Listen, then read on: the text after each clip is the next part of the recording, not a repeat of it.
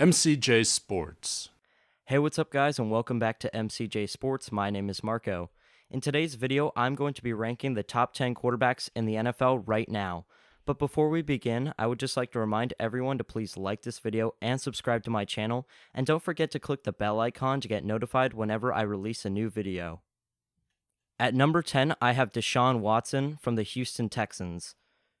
He's going to be in his second year from the University of Clemson and had a rare feat accomplished in college by beating Alabama, nonetheless in the national championship game.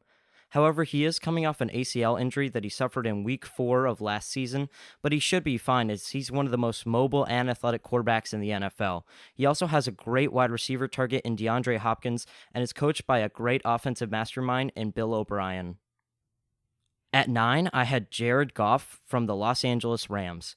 He's from California University and is coached by Sean McVay, the youngest and one of the most offensively proficient coaches in the NFL. He even has some playoff experience from last year in the wildcard game against the Falcons, and it will be in his third year ready to make a step into the elite class of NFL quarterbacks. He also has Brandon Cooks as a deep threat, and Cooper Kupp as a Julian Edelman-esque middle-of-the-range wide receiver target. At 8, I have Carson Wentz from the Philadelphia Eagles, who is also from North Dakota State University. He probably would have won the MVP last season if he had not torn his ACL in Week 13 against the Rams. In his third year, he'll look to continue that success and be an MVP candidate. He's coached by Doug Peterson as the Eagles look to take the NFC East crown once more. At number 7, I have Matt Ryan from the Atlanta Falcons. He was the NFL MVP in 2017, but really had a sophomore slump after that MVP, as maybe losing to the Patriots in the fashion he did in Super Bowl 51 is haunting him. But he could play out of that eventually, as he has one of the most talented offenses in the NFL, led by one of the best wide receivers in the NFL in Julio Jones. At 6, I have Phillip Rivers from the Los Angeles Chargers.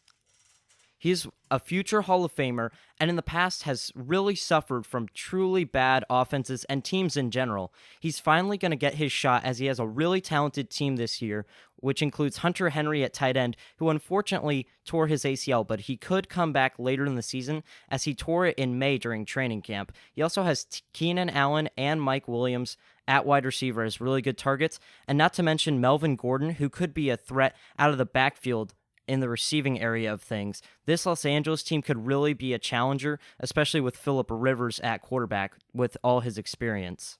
At 5, I have Ben Roethlisberger from the Pittsburgh Steelers. Big Ben is a future Hall of Famer and has one of the biggest arms and frames we've ever seen, and he's basically a modern-day Iron Man as he rarely misses games for injury. He also has one of the best receiving corps in the NFL, which includes Antonio Brown, Juju Smith-Schuster, and James Washington, a recent draft acquisition from Oklahoma State. He also has one of the best running backs in the league in Le'Veon Bell, who can be a threat out of the backfield as a receiver. Although he does have some rocky relationships with all his coaches and players, including just recently having offensive coordinator Todd Haley getting fired for disagreeing on their play style and scheme. So it'll be interesting to see how Big Ben adjusts to a new offensive coordinator this season. At 4, I have Russell Wilson from the Seattle Seahawks.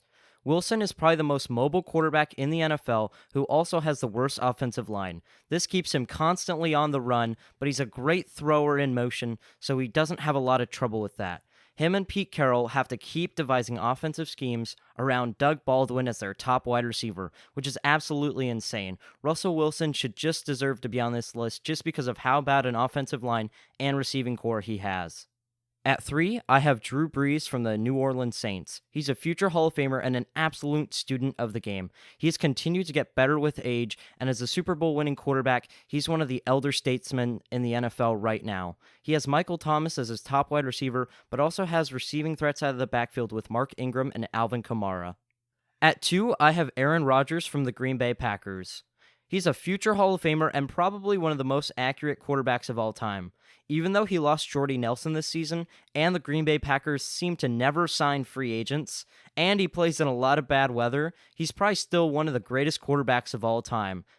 At number 1, I have Tom Brady from the New England Patriots. He's a future Hall of Famer and the GOAT of football. He's the most precise passer of all time, and TB12 could keep him playing till he's 45 or older.